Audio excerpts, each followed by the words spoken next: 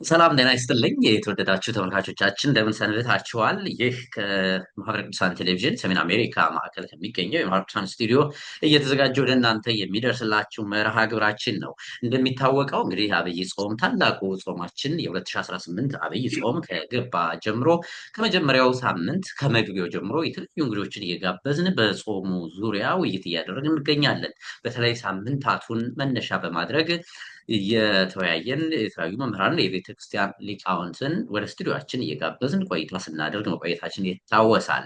እነሆ ሶስተኛው ሳምንት ላይ ደርሰናል። ሶስተኛው ሳምንት ደግሞ በቅዱስ ያሬድ አሰያየም መሰረት ምኩራብ ይባላል። ምኩራብ ጥሬ ትርጉሙ እንግዲህ የኦሪቱ ቤተክርስቲያን እንደሆነ ብዙዎች ያስተምራሉ። የኛ የዛሬዋ ምኩራብ የኢትዮጵያ ኦርቶዶክስ ተዋሕዶ ቤተክርስቲያን ደግሞ አሁን ያለችበት የአገልግሎት ሁኔታ ምን ይመስላል የሚለውን የምንመለከት ይሆናል። ይህን በተመለከተ ዛሬ ከኔ ጋር እንዲቆዩ የጋበዝኳቸው እጅግ የምንወዳቸው መምህራችን ናቸው። መጋቢ ሐዲስ ይልማ ቸርነት ናቸው። መጋቢ ሐዲስ ለተመልካቾች አዲስ አይደሉም። በእውነት ጊዜውን አመቻችተው በዚህ ጉዳይ እንድንወያይ ፈቃድዎን ስለሰጡን ከልብ አመሰግናለሁ። መጋቢ ሐዲስ በስመ አብ ወወልድ ወመንፈስ ቅዱስ አሐዱ አምላክ አሜን። የተወደድክ ወንድማችን የማህበረ ቅዱሳን በሰሜን አሜሪካ ማህበረ ቅዱሳን የአገልግሎት ቴሌቪዥን ክፍል ጋዜጠኛ እና ሌሎችም ባልደረቦች ሁሉ የምህረት ባለቤት እግዚአብሔር ስጋ ለሚቀደስበት ነፍስና ስጋ ለሚታረቁበት ወደ እግዚአብሔር በፍጹም ንስሐ በፍጹም ሐዘን ለምንመለስበት ለጌታችንና ለአምላካችን ለመድኃኒታችን ለኢየሱስ ክርስቶስ ጾም ወይም አብይ ጾም እንኳን አደረሳችሁ እንደምን አላችሁ ማለት በሰላምታ አስቀድማለሁ ወንድማችን። አሜን። አባታችን መጋቢ ሐዲስ አትላንታ ነው ያሉት። እስኪ ትንሽ ንገሩን ያሉበትን ሁኔታ። እንደው ከሚዲያውም ብዙ አልፎ አልፎ ነው የማየው፣ ጠፋ ያሉ ይመስላሉ። እንግዲህ አትላንታ በቋሚነት ደብረ ብስራት ዳግማዊ ቆልቢ ደብረ ብስራት ቅዱስ ገብርኤል ቤተክርስቲያን ነው እንግዲህ በአስተዳዳሪነት ኃላፊነት እያገለገልኩ ነው ያለሁት። በዚሁም ደግሞ የጆርጂያ እና አካባቢው ሀገረ ስብከት ስራ አስኪያጅ በመሆን በብፁዕ አባታችን የሀገረ ስብከቱ ሊቀ ጳጳስ በብፁዕ አቡነ ያዕቆብ በጎ ፈቃድ በሳቸው ስር ከሌሎች ወንድሞች አገልጋይ ካህናት ጋራ አብረን ቅድስት ቤተክርስቲያንን እያገለገልን እንገኛለን። እጅግ አድርጌ አመሰግናለሁ። ደረብ ያለ ኃላፊነት ነው ያለበት። ደግሞ ለዚህ ሳምንት መርሃ ግብር ትክክለኛ እንግዳችን ነዎት። እጅግ አድርጌ አመሰግናለሁ ፈቃደው ስለሆነ። አባታችን እንግዲህ ያለንበት ሳምንት ምኩራብ ነው። ምኩራብ ምንድን ነው? ለምንድን ነው ይሄ ሳምንት ከሰንበት ጀምሮ ሶስተኛው ሳምንት ምኩራብ ተብሎ የተሰየመው ለምን ይሆን? እንግዲህ ቅድስት ቤተክርስቲያናችን በእውነቱ በነቢያትና በሐዋርያት መሰረት ላይ የታነጸች በጣም የረቀቀች ስሯ መሰረቷ እጅግ ጥልቅ የሆነ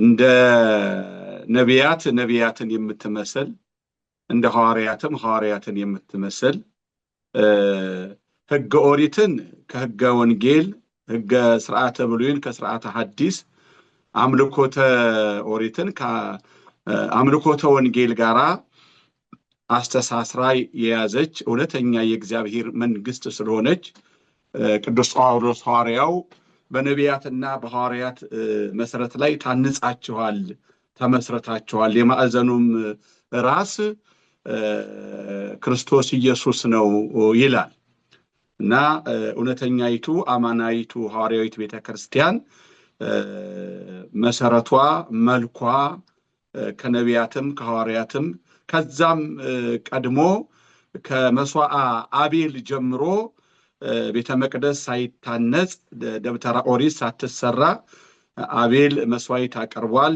ኖህ አባታችን መስዋዕት አቀርቧል። አባታችን አብርሃም በተራራ ላይ የቀራንዮውን ምሳሌ ሆነውን ታላቁን መስዋዕት አቀርቧልና ከዚያን ጊዜ ጀምሮ አምልኮቷ ሁሉ የተያያዘ ነው፣ ወጥ ነው። የእግዚአብሔር አምልኮተ እግዚአብሔር ስርዓተ ቤተ ክርስቲያን ከዛ ከአቤል ጀምሮ ነው የሚና እንደውም ከገነት ከአዳም በገነት ከነበረበት ዘመን ጀምሮ ሁሉ ከነ ሄኖክ ጋር ትገናኛለች ቤተክርስቲያንና ከዛ የተያያዘ ነውና ትምህርቷም ስርዓቷም እያደገ እየተገነባ ወደ ፍጻሜ ወደ ሆነው ወደ ክርስቶስ የመጣች ስለሆነ ብሉይና ሐዲሱ የሚተሳሰሩበትና የእርስ በርስ እንደ ሰንሰለት የሚያያዙበት ምስጢር አለ።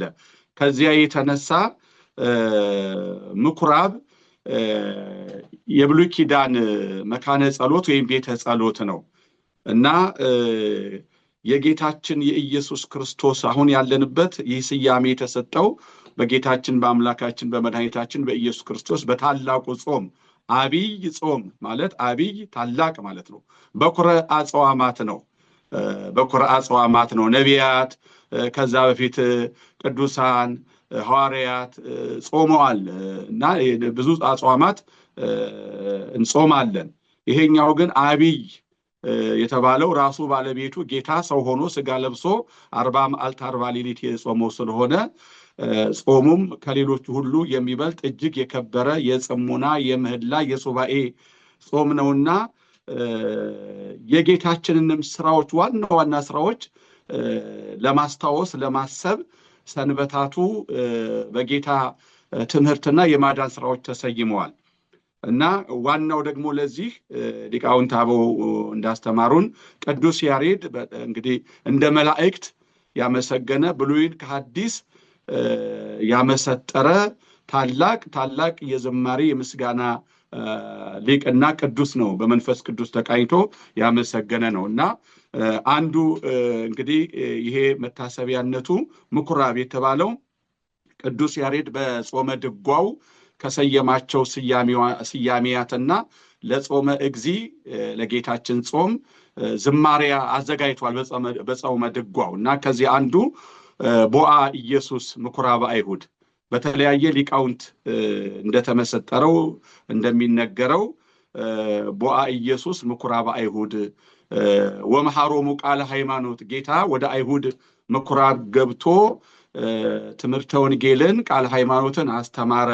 ሰናይ ግበሩ ቢጸክሙ አፍቅሩ ነዳያነ ወምስኪናነ መሐሩ መልካም አድርጉ ለድሆችና ለጦም አዳሪዎች ለተቸገሩ ራሩ ወንድሞቻችሁን ባልንጀሮቻችሁን ውደዱ እያለ አስተማረ።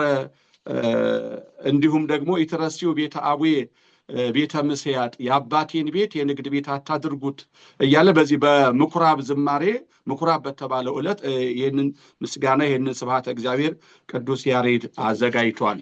ይሄም የሆነበት ዋና ምክንያት በጌታችን የማዳንና የወንጌል መንግስት አገልግሎት ዘመን ታላቅ ተአምራት ካደረገባቸውና ሰፋፊ ትምህርት ከሰጠባቸው አንዱ የአይሁድ ምኩራብ ነው። ይሄውን በመጽሐፍ ቅዱስ ዋና ዋናዎቹን ለማስታወስ ያህል በመጀመሪያ 40 መዓልት 40 ሌሊት ጾሞ ከተመለሰ በኋላ በሉቃስ 4:14 ላይ ኢየሱስን በመንፈስ ኃይል ወደ ገሊላ ተመለሰ፣ እርሱም በምኩራቦቻቸው ያስተምር ነበር ይላል። እንዲሁም ሉቃስ 4:15-23 ወዳደገበቱም ወደ ናዝሬት መጣ፣ እንደ ልማዱም በሰንበት ቀን ወደ ምኩራብ ገባ፣ ሊያነብም ተነሳ፣ የነቢዩንም የኢሳይያስን መጽሐፍ ሰጡት ይላል። እንዲሁም ኢየሱስ ደግሞ በምኩራቦቻቸው እያስተማረ የመንግስትንም ወንጌል እየሰበከ በሕዝብም ያለውን ደዌና ሕማም እየፈወሰ በገሊላ ይዞር ነበረ። ማቴዎስ 4:23 ይሄ አጠቃላይ ይዘቱን ሲያሳይ ታላላቅ ተአምራትንም በምኩራብ አድርጓል። ሕሙማንን ፈውሷል። ይሄውም ሽባውን እጅህን ዘርጋ ብሎ በማርቆስ 3:1 ላይ የፈወሰው በምኩራብ ነበረ። የታወቀችዋን 18 ዓመት ሙሉ ሰይጣን አሰራት ያለውን ጌታችን ጉሁቅ ትባላለች በመጽሐፍ ቋንቋ ወይም ደግሞ የጎባጣነት ደዌው ጀርባዋ ወገቧ ተሳስሮ ጅማቷ ተቋጥሮ በእውነቱ በሚያሳዝን ሁኔታ ጎብጣ የነበረች ሴትን በምኩራብ ጌታችን ፈውሷታል። ሉቃስ 13:10 ላይ ተጽፎ እናገኛለን። ክፉ ጋኔን ያደረበትን በምኩራብ ፈውሶታል። ማርቆስ 1:21 ላይ እናገኛለን። በናዝሬት በአጠቃላይ ደግሞ ጌታ ተወልዶ ባደገባት በናዝሬት ብዙ ሕሙማንን መፈወሱ በማርቆስ 6:1-5 ላይ ተጽፏል። ይሄ እንግዲህ በጥቂቱ ምኩራብን በተመለከተ ነው። በምኩራብ እየተገኘ ጌታ አስተምሯል። ምኩራብ ቤተ መቅደሱ አንድ ነው፣ በኢየሩሳሌም ብቻ የሚገኝ ሲሆን ምኩራብ ግን ከዳን እስከ ቤርሳቤ በእስራኤል ዘንድ ባሉት ሁሉ በየቀበሌዎቹና በየከተሞቹ እንደ ሕዝቡ አሰፋፈር ምኩራብ እየሰሩ መጽሐፍተ ኦሪትን ትንቢተ ነቢያትን በዕለተ ሰንበት እየተሰበሰቡ ሕዝቡ ሁሉ ወንዱ ሴቱ ተሰብስቦ የምኩራብ አለቃ ሹም አለ፣ ያንን የሚያስተዳድር ሊቃውንት መምህራን አሉ።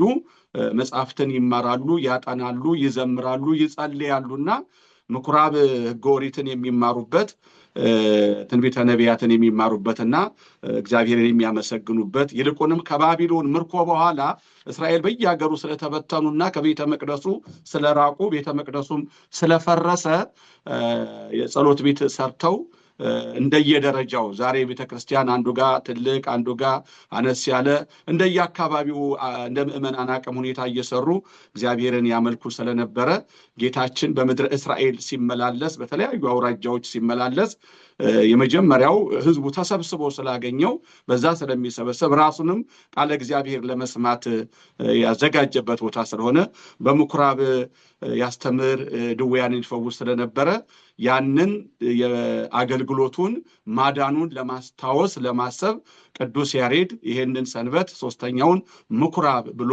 ለዛም የሚሆን ዝማሬ የጌታን ማዳን ስራውን ፈውሱን የሚያስታውስ ዝማሬ ዘምሯል። ቤተክርስቲያንም ያንኑ ስርዓት ይዛ የጌታችንን ጾም ሶስተኛውን ስራውን ተአምራቱን እየነገረች እያወጀች እየሰበከች ምኩራብ ብላ ሰይማ ስራውን ታስታውሳለች እና ከዚህ የተነሳ ምኩራብ ተብሏል። በጣም ግሩም መጋቤ ሐዲስ በጥሩ ሁኔታ ነው በደንብ ያብራሩልን ምኩራብን። በእውነቱ ከኛ አሁን ካለችው ከኛ ቤተክርስቲያን ጋር ሐዲስ ኪዳኗ ቤተክርስቲያን ጋር ያለው ግንኙነት ምን ይመስላል መጋቤ ሐዲስ? በጣም ጥሩ። እንግዲህ ምኩራብ አንዱ ሆኖ ሁለተኛውና ዋናው ክፍል ደግሞ ቤተ መቅደሱ ነው። ቤተ መቅደሱ አንድ ነው። ምኩራብ በተለያየ ስፍራ የሚሰራ ሲሆን ቤተ መቅደሱ ግን አንድ ነው። እሱም በኢየሩሳሌም ብቻ ነው እና በዓመት ሊቀ ካህናቱ መስዋዕት የሚያቀርብበት ደመ እንስሳትን የሚሰዋበት ለመላው ሕዝብና ለአጠቃላይ ለእስራኤል ሕዝብ የሚጸልይበት ነው። ይሄኛው በሁለተኛው ክፍልም ጌታ በ40 ቀኑ ሉቃስ 2:22-40 በ12 ዓመቱ ሉቃስ 2:47-49 በጾሙ ፈተናም ማቴዎስ 4:5 ላይ ጌታችን በየጊዜው ወደ ቤተ መቅደሱ ሄዷል። ዝነኛው ፍርዱና ሰፊና ጥልቅ ትምህርቱንም ያችን ስትሴስን የተገኘችዋን ሴት ወደሱ ያመጡት በዚሁ በኢየሩሳሌም ቤተ መቅደስ ነው። ዮሐንስ 8:1-59 ላይ የእሷን በእሷ ላይ የፈረደበት ህሊናቸውን በምድር ላይ በጣቱ ጽፎ ህሊናቸውን የህሊና ፍርድ የፈረደበት በእውነቱ ሰው የውጭ ፍርድ ይፈርዳል። ጌታ ግን ህሊናቸውን አፍረው ተሳቀው ከእናንተ ንጹሕ የሆነ ኃጢአት ያላደረገ ቢኖር ይውገራት ሲል ድንጋያቸውን ጥለው የሄዱበትም በዚያው ነው እና ጌታ በምኩራቡ በቤተ መቅደሱም በሰፊው ተገኝቶ ስራ ሰርቷል፣ አስተምሯል። እንዳውም ቅዱስ ሉቃስ አጠቃሎ መዓልተ ይውዕል በምኩራብ ወሌሊተ ይበይት ውስተ ደብረ ዘይት፣ በኢየሩሳሌም ሲሆን ደግሞ ደብረ ዘይት ያድራል፣ ቀን ቀን ግን በምኩራብ ወይም ደግሞ በቤተ መቅደስ ሲያስተምር ይውላል ብሏል። እና እንግዲህ ቤተ ክርስቲያን ሁለቱም የተጠቃለሉባት ናት። የእግዚአብሔር መንግስት ናት። ቤተክርስቲያን ወደ ላይ ነው የምታድገው። መሰረቷ ትንቢተ ነቢያት፣ ስርዓተ ኦሪት ነው። እነዚያ ሁሉ የክርስቶስ ምሳሌዎች፣ መስዋዕቱ ሁሉ የክርስቶስ የጌታችን የአዳኝነቱ ምሳሌ ነበረ። የበጎቹ መስዋዕትነት በጎች እየታረዱ ደማቸው እየፈሰሰ ኃጢአተኛው በደለኛው በበጉ ሞት ምክንያት ይቅር ይባል እንደነበረ በበጉ ደም ስርየት ያገኝ እንደነበረ መድኃኔ ዓለም ኢየሱስ ክርስቶስም በአማናዊቷ ቤተ መቅደስ በቤተ ክርስቲያን መስርቶ በደሙ ቀድሶ ምእመናንን በቀራንዮ ያዳነበት ሁልጊዜም ቅዱስ ሥጋውን ክቡር ደሙን ብሉ ጠጡ ብሎ ስለሰጠ በቅድስት ቤተ ክርስቲያን ከእንግዲህ የበግ ደም ወይም የሌላ እንስሳ ደም ሳይፈስ ቀራንዮ ላይ በፈሰሰው ደም የጌታችን የኢየሱስ ክርስቶስን ቅዱስ ሥጋ ክቡር ደም እየበላን እየጠጣን የምንቀደስበትና ምሕረት ስርየት የምናገኝባት ናትና ተዛማጅነት አላት። ወይም ደግሞ የኦሪቱ የምኩራቡና የቤተ መቅደሱ ፍጻሜ ናት፣ ወይም የእድገት መጨረሻ ናት እንላለን ማለት ነው።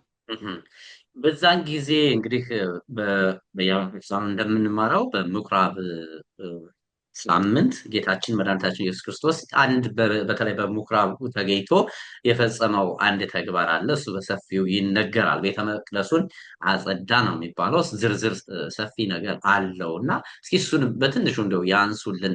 ካለን ሰዓት አንጻር በሰፊው ታሪኩን አንተርከው እንችላለን። ተመልካቾቻችን በተለያየ አጋጣሚ ይህንን በየአብያተ ክርስቲያኑም ትምህርት ያገኛሉ። በሰፊው ደግሞ በተለያየ በሌላ ጊዜ የምንመለስበት ይሆናል። ለአሁኑ ግን በምኩራብ ምን ተፈጸመ? መጋቢ ሐዲስ። መልካም እንግዲህ ጌታችን አምላካችን መድኃኒታችን ኢየሱስ ክርስቶስ ካደረጋቸው ስራዎች ውስጥ ቀደም ለመግለጽ እንደሞከርኩት በተለያየ ጊዜ ወደ ምኩራቡ ገብቷል። በምኩራብ አስተምሯል። ወደ ቤተ መቅደስም ወደ ኢየሩሳሌም ወጥቶ በ12 ዓመቱ እመቤታችን ዮሴፍ ለፋሲካ በዓል ወጥተው ሲመለሱ ጌታን በመንገድ አጡት። የአንድ ቀን መንገድ ያህል ከተጓዙ በኋላ ማለት ነው እና እየፈለጉ በሰው ሁሉ ዘንድ እንደ አንድ ከጓደኛ ጋር ይጓዛል ተብሎ እንደሚታሰብ እየፈለጉ ወደ ኢየሩሳሌም ተመለሱ። በከተማም እንግዲህ ልጅ ይገኛል። የ12 ዓመት ልጅ እንደ ልጅ ፍጹም እንደ ሰው ነውና ጌታ የነበረው አንድ ልጅ ቀልቡን ስቦት ይገኛል ወደ ተባለበት ሁሉ ፈላለጉት። ግን ወደ መነሻቸው ወደ ቤተ መቅደስ ሄዱ። ጌታን በሊቃውንቱ በረበናተ አይሁድ መካከል ጥያቄ ሲጠይቅ እንደገናም ለጥያቄያቸው መልስ እየሰጠ ሊቃውንቱ ሁሉ ታላላቆቹ ሊቃውንት በጥያቄውም በመልሱም እየተገረሙ በመምህራን መካከል አገኙት ይላል። ሰውኛውን ምን ነው ልጄ ብዙ አሰብን ፈለግንህ፣ እንደገና ሌላ የአንድ ቀን መንገድ በመመለስ ደከምን፣ ለምን እንዲህ አደረክብን አሉት ይላል።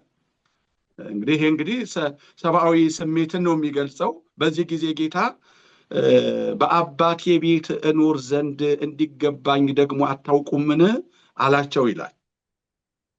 ይሄንን በጊዜው አላስተዋሉትም። እመቤታችን ግን የሥላሴ የእግዚአብሔር የጌታችንም የማዳኑ የምስጢር መዝገብ ናትና ወዘንተ ነገረ ተወድዮ ውስተ ልባ፣ እመቤታችን ይህን ሁሉ በልቧ ታኖረው ነበረ ይላል እና ምስጢሩ ረቂቅ ስለሆነ ከዛም እንግዲህ በ30 ዓመቱ በደ ዮሐንስ ተጠምቆ 40 መዓልት 40 ሌሊት ጾሞ የማዳን ስራውን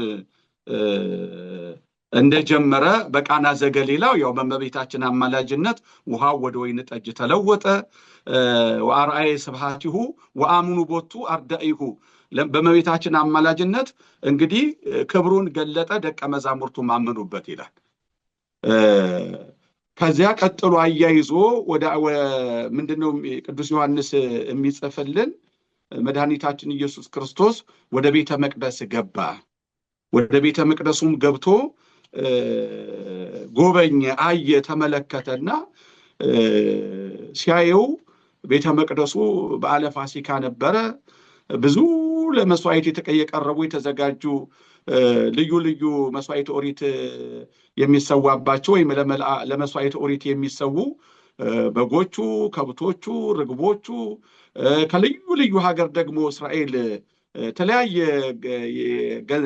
ገንዘብ ካላቸው ሀገሮች ከሰሜን አፍሪካ፣ ከአውሮፓ፣ ከሩቅ ምስራቅ አካባቢም ተበትነው የሚኖሩት ሁሉ ከፋርስ ከባቢሎን የልዩ ልዩ መንግስታትን ገንዘብ ይዘው እየመጡ ገንዘብ ይለወጥ ስለነበረ ያ ዋናውን መንፈሳዊ ይዘት ቁርባኑን፣ መስዋዕቱን፣ ዝማሬውን፣ ጸሎቱን የበዓሉን ዋና ሐሳብ ቀይሮ ቅልጥ ያለ ገበያ ሆኖ ሁሉም ለፋሲካ ሄዶ የሚያገኘውን በረከት ምህረት ሳይሆን ሸጦ ለውጦ አትርፎ የሚያገኘውን እያስተላሰለ ፋሲካ ደረሰ ሲባል ትርፉን ንግዱን እንጂ በዓሉን ሁሉ ረስቶ ነበረ።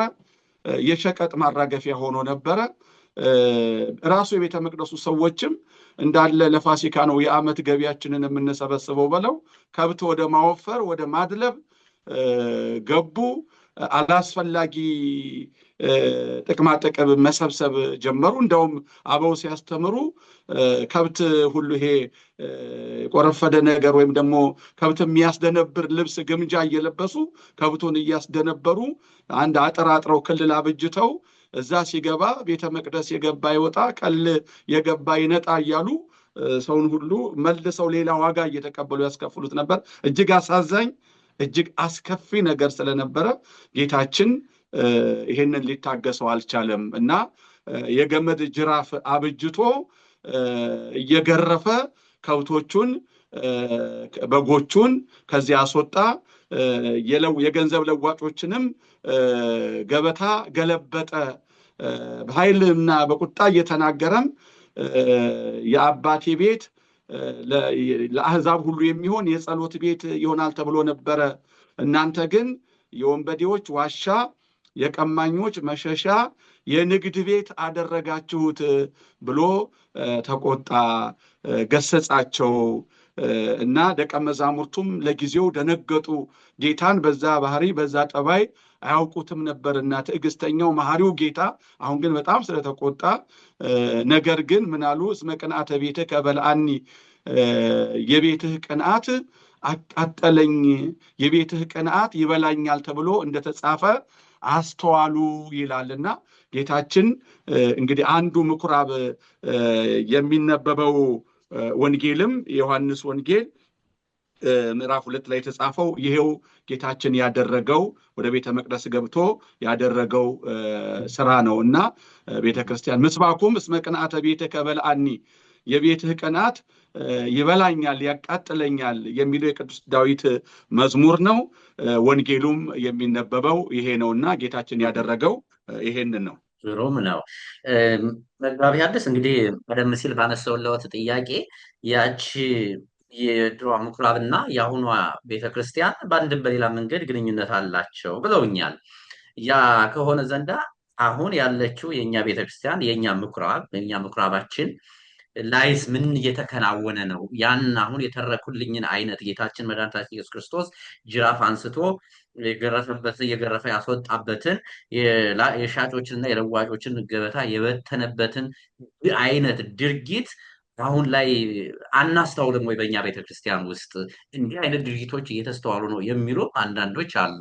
የእርስዎ ትዝብትስ ምን ይመስላል? አዎ እንግዲህ ቅድም እንዳልነው የእግዚአብሔር መንግስት ወጥ ነው። ከአቤል ጀምሮ ስንጸልይ እግዚአብሔር አምላካችን ሆይ የአቤልን መስዋዕት እንዲሁም ደግሞ የኖህን የአብርሃምን ደግሞ በውስተ ርእሰ ደብር የኤልያስንም በቀርሜሎስ ተራራ የዳዊትን በኦርና አውድማ እያያዝን ነው ወደ ቀራንዮ የምንመጣው ወደ እውነተኛው መስዋዕት። ስለዚህ አገልግሎቱም ተመሳሳይ ነው። ሰዎቹም ያው ሰዎች ነን፣ ከቀድሞ ጀምሮ ሰዎች ነን። ጠባያችንም በየዘመኑ የሚመሳሰልበት ሁኔታ አለ እና ደጋግ አባቶች ራሳቸውን ለእግዚአብሔር ሰጥተው ለቤቱን እየቀኑ እንደ ቅዱስ ዳዊት የሚዘምሩ እነ ቅዱስ ያሬድ ተገኝተዋል። እንደነ እዝራ መጽሐፍትን የተሰወሩትን የጠፉትን የሚጽፉ እንደ ቅዱስ አባ ጊዮርጊስ ያሉ በንጽህና በድንግልና በምናኔ እንደ ዮሐንስ መጥምቅ ያገለገሉ እንደ ቅዱስ ተክለ ሃይማኖት፣ ቅዱስ አረጋዊ፣ ቅዱስ ዜና ማርቆስ አይላፍ ቅዱሳን አሉ። ታማኞች አሉ፣ ደጋጎች አሉ። አሁንም አባቶቻችን ነው። በብዙዎቹ ጸሎት፣ በብዙዎቹ እውነተኛ አገልግሎት ቤተክርስቲያን አሁንም ድረስ ተጠብቃ ትኖራለች። ቤተክርስቲያን እንደ ሐመረ ኖህ ሁሉን ተሸክማ እየተጓዘች ነው። በዚያው ልክ ደግሞ አሁን እንዳልከኝ ጌታችንን እንዳዘነበት ጅራፍ እንዳሰራው ደግሞ በዛው ልክ የሚያሳዝን ስራ የሚሰሩ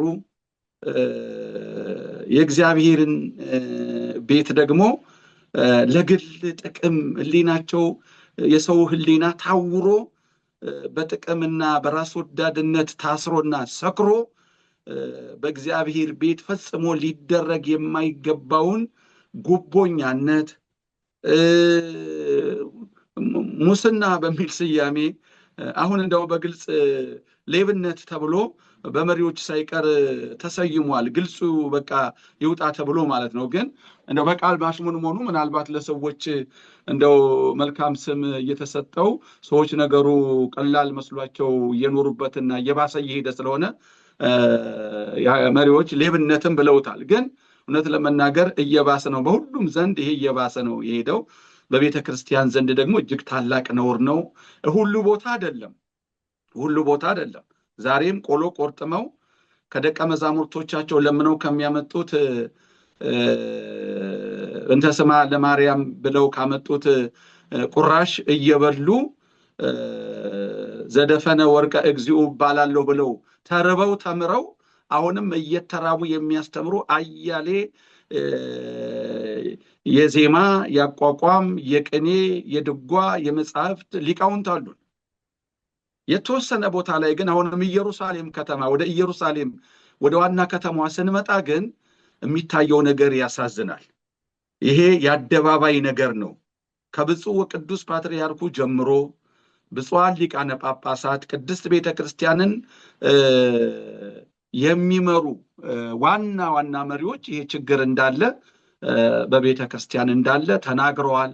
መፍታትም አስቸገረን፣ እንደውም ከአንበሳ መንጋጋ ስጋ ነጥቆ እንደማውጣት ነው የሚል በጣም አስደንጋጭ ነገር ሁሉ ተነግሯልና ይሄን ያህል አሳዛኝ ሁኔታ ይታያል። አዎ ዛሬም የቤትህ ቅናት ይበላኛል፣ እንደው ለሚቀና ሰው ቤቱን ለሚያተኩር ሰው ይህ ለምን ሆነ የሚያስብል የሚያሳዝን አለ። በዛው ልክ ደግሞ ቤተክርስቲያን በርካታ ሊቃውንትን እያፈራች መንፈሳዊ ኮሌጆች ከፍታ መልካም ሰዎችም መልካም ሊቃውንትም ደግሞ እያየን ያለንበት ድብልቅልቅ ያለ ነገር እና ሁኔታ ነው የሚታየው። በተለይ ይሄ አሁን እየጠቀሱልኝ ያለው ነገር እኛም የምናስተውለው ብዙ አገልጋዮችም በየጊዜው የሚናገሩት ነገር ነው። የሚያሰገው ደግሞ እንዲህ አይነቱ ተግባር የሚፈጸመው አገልጋዮች ነው በብዛት እና ያኔ በምኩራብም ብዙዎቹ አዋቂዎች ነን የሚሉ ነበሩ ያን አይነት ተግባር የሚፈጽሙትን። አሁንም እንዲህ አይነት ድርጊት አንዳንድ ቦታ ላይ የምናየው አገልጋዮቹ ይብሳል የሚሉ አስተያየቶችን እሰማለሁ። እና አገልጋዮች ደግሞ ሁልጊዜም ይህንን የጌታን ተአምር የጌታን ስራ የምኩራብን ታሪክ የሚያውቁ የሚያነቡ የሚያስተምሩ ናቸው። ከሚያስተምሩት ከሚያነቡት የሚያውቁትን ነገር ለምንድን ነው የማይተገብሩት? ለምንድን ነው እንደው ጅራፍ እስከሚነሳ ድረስ እየጠበቁ ያሉት? አባታችን እንግዲህ አንዱ ይሄን የሚያደርጉትን ነው። ይሄን የሚያደርጉት ወገኖች ተጠርተው ነው ወይ የመጡት? እግዚአብሔር ጠርቷቸዋል ወይ? ጥሪያቸውንስ አውቀዋል ወይ? አንድ ዲያቆን ሲሆን ቅዱስ እስጢፋኖስን ማወቅ አለበት። የያዘው የዲቁና ማዕረግ ታላቁ መንፈሳዊ የወንጌል ጠበቃ አይሁድን አንደበታቸውን ያዘጋቸው የነበረው መንፈስ ቅዱስ ያደረበት ቅዱስ እስጢፋኖስን አላሳወቅንም። ከታች አመጣጡም እኮ ነው በእውነቱ አመጣጡም ሰዎች እየወሰኑ አዎ እችላለሁ፣ ዲያቆን መሆን እችላለሁ፣ ተረድተው ተምረው ዲቁና ምንድን ነው እንግዲህ ሳይረዱ ዲያቆን ይሆናሉ። እዛው ሰነባብተው ደግሞ ቀሳውስት ይሆናሉ። እና ዓላማን አንዱ ጥሪንና ዓላማን አውቆ ተረድቶ ቆርጦ አለመግባት ነው። ሁለተኛው ደግሞ ቀስ በቀስ የተወሰኑት ከፊት የሚመሩት በእውነቱ አካሄዳቸው እየተዛባና እየተበላሸ ጥቅመኞች፣ ለገንዘብ የሚሳሱ እየሆኑ ሲመጡ ከኋላ የሚከተሉትም ያንኑ እያዩ እየተበከሉ ነው የሚሄዱትና ቅዱስ ጳውሎስ ይህንን አስመልክቶ በአንደኛ ጢሞቴዎስ ምዕራፍ 6-10 እንዲህ ይላል፣ ምግብና ልብስ ከኖረን ግን እርሱ ይበቃናል። ዳሩ ግን ባለጠጎች ሊሆኑ የሚፈልጉ በጥፋትና በመፍረስ ሰዎችን በሚያሰጥምና በሚያሰንፍ በሚጎዳም በብዙ ምኞትና በፈተና በወጥመድም ይወድቃሉ። ገንዘብን መውደድ የክፋት ሁሉ ስር ነውና አንዳንዶችም ይህን ሲመኙ ከሃይማኖት ተሳስተው ራሳቸውን ወጉ ይላል። በጥቅሉ ይህ ሐዋርያው የተናገረው ነገር ነው የሆነው። በእውነቱ ራስን መውጋት ነው፣ ራስን ማጥፋት ነው። ዮሐንስ 2ን እስመ ቅንዓተ ቤትከን እንደው እያሳመሩ እያዜሙ ወንጌሉን በየደብሩ እያነበቡ ነገር ግን ከዚያ ችግር አለመውጣትና ያንኑ ይሄ የረበናትን የአይሁድን ጌታን ያሳዘነውን ጅራፍ ያስነሳውን ኑሮ መኖር እጅግ በጣም ያሳዝናል እና ክፉ ልምድ ሆኗል እና ይበቃኛል አለ ማለት ነው። እኔ የተጠራሁት እግዚአብሔርን ላገለግል ነው፣ ልበለጽግ፣ ሀብታም ልሆን። እንደዛ ከሆነ መነገድ ነው የሚያወጣው። ወደ ዓለም ሄዶ እንደሌላው ሁሉ መነገድ፣ እንደሌላው ሁሉ የተለያዩ ገንዘብና ሀብት ንብረት ማፍራት የሚቻልባቸውን የሥራ መስኮች መምረጥ ያስፈልጋል። ወደ እግዚአብሔርን አገለግላለሁ ካለ ግን ምንድን ያለው ጌታ ሲጠራ? ማንም ሊከተለኝ ወይም ደግሞ ደቀ መዝሙሬ ሊሆን የሚወድ ቢኖር ራሱን ይካድ፣ መስቀሉን ተሸክሞ በኋላ ይከተለኝ ብሏል እኮ። ስለዚህ ይሄንን ጥሪ መረዳት ያስፈልጋልና ራስን ክዶ ሐዋርያው ቅዱስ ጳውሎስ ለደቀ መዝሙሩ ለጢሞቴዎስ እንደነገረው ምግብና ልብስ ከኖረን ግን እርሱ ይበቃናል። አዎ ምግብና ልብስ ለሰው ያስፈልገዋል። ይህን ደግሞ ምዕመናን አስራት በኩራቱን ቀዳማያቱን እያዋጡ እየሰጡ አገልጋዮቹ በቂ ኑሮ ምግብና ልብስ እንዳያጡ፣ እንዳይታረዙ፣ እንዳይራቡ የማድረግ ግዴታ አለባቸው። አገልጋዮቹም ከዚህ በላይ አስበው ብዕል ዓለምን ለመሰብሰብ ለማካበት ባለጸጋ ለመሆን የሚያሳድሩት ምኞት ያው እንግዲህ ብዙዎች ጠፍተዋል እንዳለው በመፍረስ ሰዎችን በሚያሰጥም በሚያሰንፍ በሚጎዳ ምኞት ጠፉ፣ ከሃይማኖት ወጡ እንዳለው ብዙዎች ይሄ ነው የሆነ ያለው። በጣም የሚያሳዝነው እንደው ልብሰ ምናኔ የለበሱት አርዑተ መስቀሉን የተሸከሙት አክሊለ ሦክ ምሳሌ የሆነውን አክሊል በራሳቸው የደፉት ሳይቀሩ ወደዚህ ሀብት ወደ ማፍራት ንብረት ወደ መያዝ በእግዚአብሔር ዘንድ ያለኝ ጽድቅ ያለኝ ክብር ያለኝ ጸጋ ከፍ ከፍ አለ ሳይሆን ገንዘቤ ከዚህ እዚህ ደረሰ አሁን ተጠራቀመልኝ እያሉ የገንዘብን ቁጥር ማስላት ላይ ተጠምደው ማየት እጅግ የሚያሳዝንና ጌታ እግዚአብሔርን እጅግ የሚያሳዝነው መሆኑን ተረድተው በእውነቱ ወደ ተውት ወደ ናቁት ወደዛ ባይጓዙና ወደ መስቀሉ ወደ አክሊለ ሦኩ ከጌታ ኋላ ተከትለው ወደ ቀራንዮ አቀበት ጉዞ ቢመለሱ መልካም ነው እላለሁ።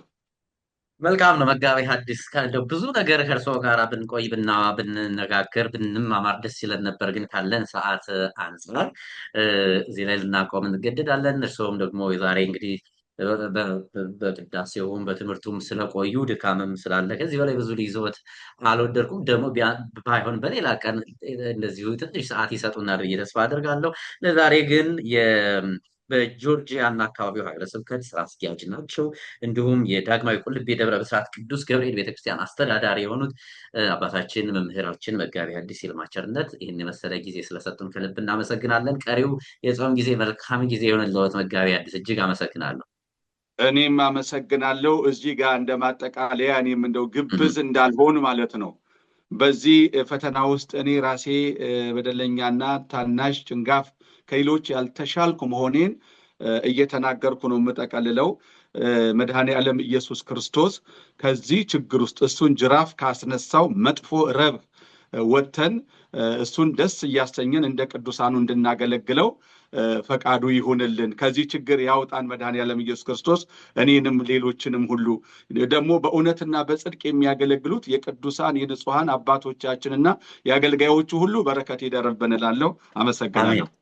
አመሰግናለሁ። የተወዳጅ ተመልካቾቻችን፣ ሳምንት ደግሞ በሌላ መርሃ ግብር በሌላ ርዕሰ ጉዳይ እንገናኛለን። እስከዛው ያላችሁበት መልካም ጊዜ፣ መልካም ሳምንት። ጤና ይስጥልኝ።